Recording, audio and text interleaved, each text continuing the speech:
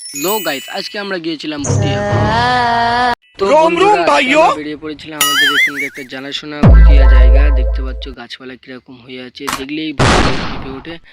তো আমরা ওখানে আমাদের বন্ধুরা সবাই মিলে গিয়েছিলাম। দেখতে পাচ্ছ আজকে আমরা এখানে এইছি।